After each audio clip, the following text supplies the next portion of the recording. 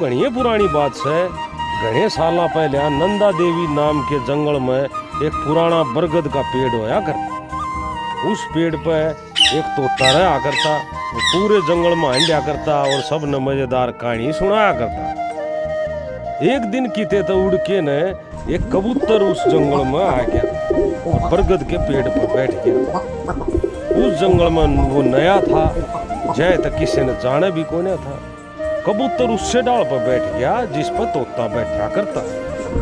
तोते ने सफेद कबूतर का ने देखा और उसका बोलिया, अरे भाई नए पंछी, तू कौन सी नई चिड़िया से?